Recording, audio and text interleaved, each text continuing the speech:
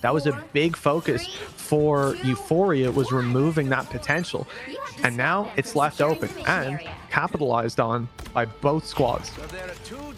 Yeah, I think just the power of that aquatic dominion, like being able to have an extra ice squid, it just does so much damage with the refresh rate as well on that ability. So I think that's a huge pull-in. Now, we haven't actually seen much Punisher since yesterday. I don't think this is the first time it's being pulled out. Obviously, good opportunity to do large amounts of damage, and no surprise to see the rocket thrown in tandem. Obviously, the chances for unlimited ammo are always nice. Yeah, they certainly help, don't they? The high ground has been taken, or at least is being contested by the attackers as well. For now, there seems to be no access. They've gotten themselves a touch on the side itself, and now presumably going to be just dragging them down. Yeah, it's just right clicks, and nothing but right clicks, keeping them alive down there. And despite the fact that they've made it through the choke point, Rejects can't get on the point itself. There's just too much damage waiting for them. You got to deal with the turret up top. You got to deal with Strange down below, who's just getting pump healed. But now it's a little bit of a different scenario. These players that previously had the high ground have to get down and battle. Happy's there, picking off one as they do. Somehow ASD is barely hanging on to life. The healers putting in work to keep him alive as Euphoria dominate in the duels. It seemed like every gun was pointed at the Punisher, yet somehow he stayed completely fine. Oh, really big team fight. And I think as well, like, again, one of those aspects for this squad that was so difficult to deal with was that Magneto. It being gone from play has made a pretty big difference. You see JT now back on the thing, and they've already got rid of the Venom. It seems like it wasn't working. This, though, is where I do think Happy can bring extreme amounts of value. We've seen it already from him, playing the likes of Adam Warlock already, Hela as well. His aim is as crispy as it gets. So give him the Trident of Namor, there's going to be damage. Well, the blessings of the deep, yeah, they could certainly be blessings for this squad. That's a lot of damage going through. Guys able to take down one, and the butterflies have found him. It's going beautifully. A dance on the site, and well, top marks for the side of the attackers. It's Rejects running riot and taking everything. At this point, should be a formality. I hear a portal, though, and a chance perhaps the ultimate coming through from ASD. There's one found from up top, a little more to add to it. And okay, a deep ult from Dr. Strange. That's something that I'm not sure was worth it, was what I was going to say. Biggest misread of my life. My goodness, it's ended up slowing them down, getting damage in, making him get back to his teammates, who now are grouped up, already taking the point. Groot's forced to make a last-ditch effort to bail into the point, giving up his life for just an extra couple seconds, and that was best case scenario. Never mind what I was going to say. Ripasuko knows this game a hell of a lot better than I do. Beautiful play. It always seems to be the case. You doubt these guys for even a second, and somehow they turn it into a win. Again, we see them look to take a lot of that deep control. Now, I will say a decent resistance on that early point from the side of Euphoria. Bought themselves quite a bit of extra time to sort of fight with going into the next stage. And I do think ASD as well on the Punisher has definitely been causing them issues. Speaking of issues, though, you ban one thing and you're left with another. This is clean, though. Just a decimation of this attempted push forward. Even going to be Kadia being able to close out one of the final kills. ASD looking very, very comfortable right now on that Punisher. And the combination you get out from Rocket, it does so much for your squad. Now, this is firepower, as I'm sure we're going to hear Neko say fairly soon. It's been a little ult farm moment as well. Both squads with clobber in time coming in. Stampede as well underway. The squirrel impact being kind of negated by this man here. Infinite ammo in this man's hands is dangerous. These big guns coming out even more so, but the ult is there to keep them alive. Somehow Luna Snow, with the fate of both worlds in her hands, has kept the team in fighting form, but now they need a little bit more. Invisible Boundary comes into play. The battle inside it, it's looking good for the side of Rejects with another found. That was on the back of Absolute Zero from LumaSnow. The default attack doing damage. Also the dance of the butterflies. A desperate attempt from November 24 to land a little bit more value. And it looks like that will be delivered on. Looking for more again. It's an overextension, one that gets punished. The payload isn't moving. They can't catch Rocket. This guy's just dancing around on Rocket. That's beautiful. Neko was literally just going round and round, and that's the thing with the guy is playing the Squirrel Girl is okay. You have to sort of pre-fire. You have to lead the shots in, and when you're Rocket just dancing, it makes it so difficult. Eye of Agamotto has landed on the Groot at least, and they're going to try and push them all the way back towards that spawn. Make sure there is no hope for them battling for this first. They managed at least to get onto the point, but I don't think there's any way that they managed to hold this one. We are going to our third and final, and well, JT's looking to try and get there a little bit earlier. You banned his Magneto, and he's looking to clobber them for it. Yeah, this is the problem. You ban his Magneto, you put him onto the thing, and there's really not much of a difference for your game. You're just as miserable as you were before, just in a slightly different way. This is a clean push. 0.37 meters when that contest came in, and just stepping off the point for 1 second, a millisecond, and it's done and dusted. Now the chance to contest, though, before they get halfway to the checkpoint, it will be this choke point duel, but the tank staying up aggressive, absorbing quite a bit of damage, getting those healer ultimates back up and online. We can already see that if danger comes in, Fate of Both Worlds is online for Hippopotamus to bring them right back up to fighting for him. Dance the Butterfly leaves them low and is capitalized on by November 24. That's a healer down, Strange gone, Groot out of the game, and a full reset needed now for the defense. Even then, they are going to have to rush this payload. Time is of the essence. Now that one I'm not so sure about.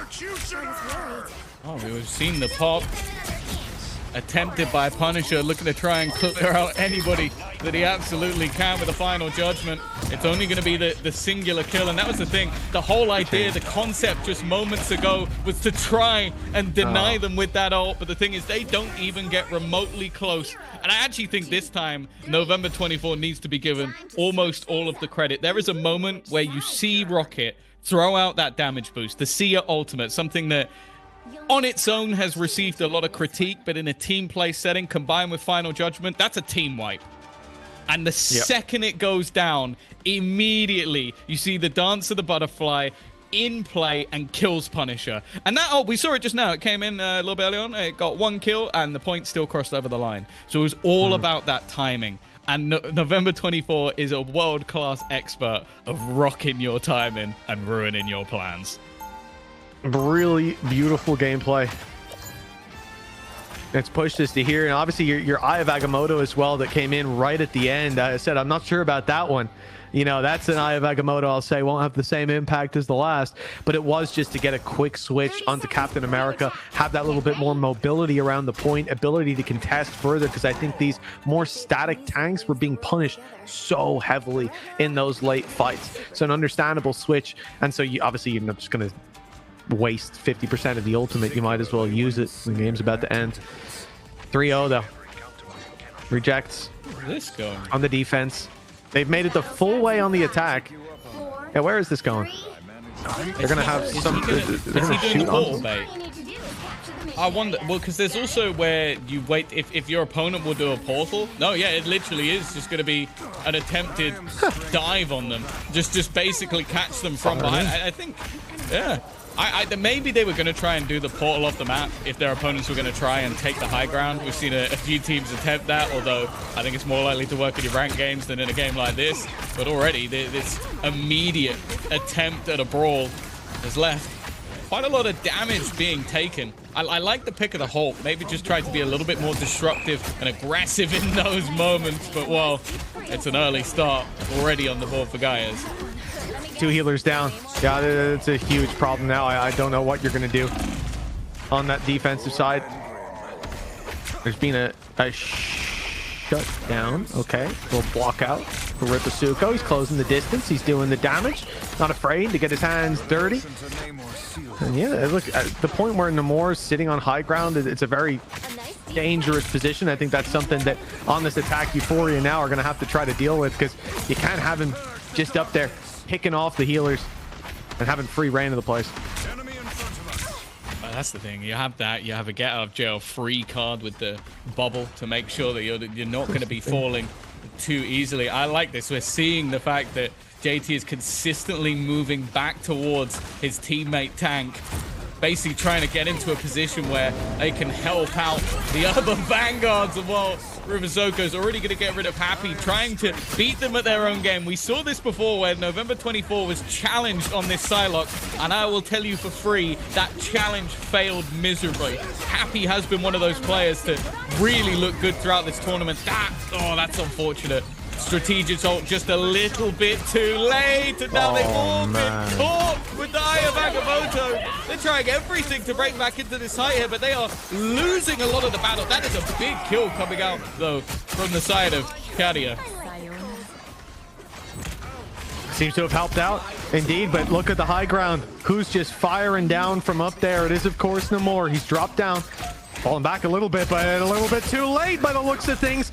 Just about makes it around that corner, gets himself healed back up, but while he's sitting away, cocooning himself, the big fight on the site has to go down. A minute 30 on the clock, but that payload's almost unleashed. Big hit from Fun, looking for more. Hulk really will smash this time. Namor not getting out of there alive. The picks coming in for the attack, and it looks like they've done enough to get this across the line. Just housekeeping, punishing those last few players.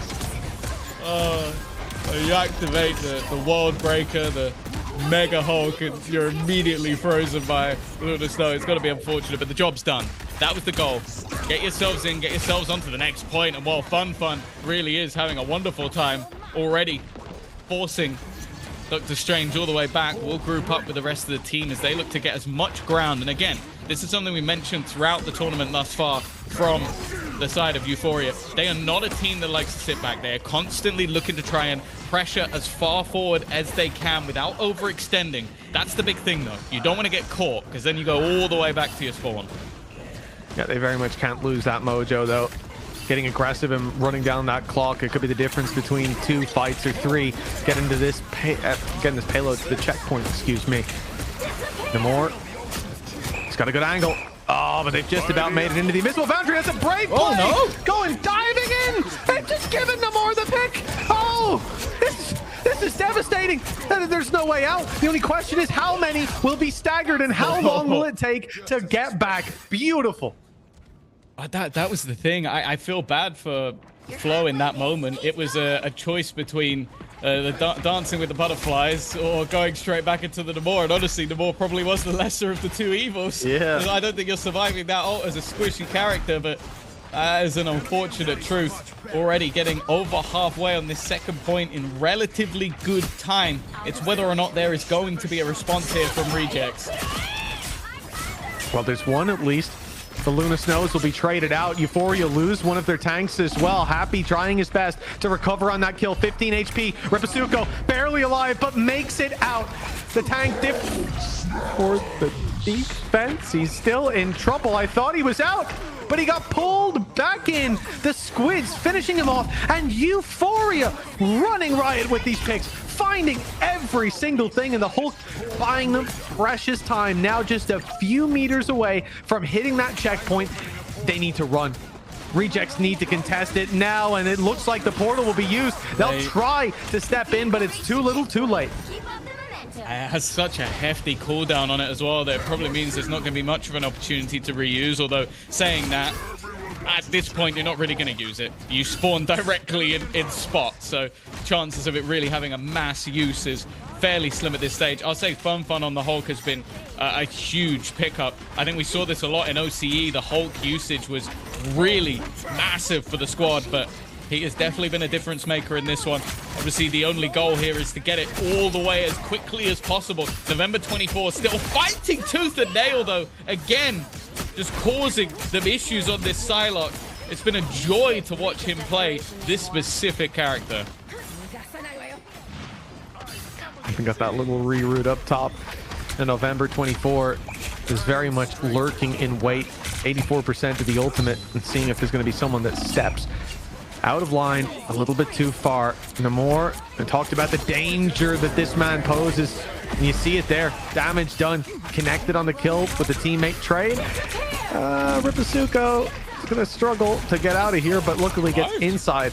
The invisible boundary is right back up to fighting health, and it's a chaotic battle that sees so much damage being output by this Doctor Strange. A pick found, and slow as they might, the payload is still moving. It's November 24's time, and the response of the ultimate for ultimate trade going very much in favor of Rejects to start and to finish.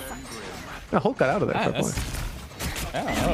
We saw both Dance of the Butterflies go in there, and neither was particularly impactful. I think we've seen the same as well, like the use of Fate of both worlds a couple of times now from this attacking squad that hasn't necessarily saved the players that they needed in the moment, but at the right time, Euphoria have got themselves into a possible position. Time, however, already ticking down. 50 seconds at the marker, lower than what their opponents had. And at this stage, there's going to be consistent respawns at a close position. Happy trying to pressure. They want to try and get rid of Gaias, and that's exactly what they've done while still standing strong, looking to try and get him behind them. And that's so much damage from ASD. That might be the turning point of this one. Just looking to try and clear out those remaining Vanguards. Even still, though, some damage has been done. There's an opportunity, as said, with the respawns to get back into play before they try and take over that line, but they need to deal with this aggressive position of Fun before they can.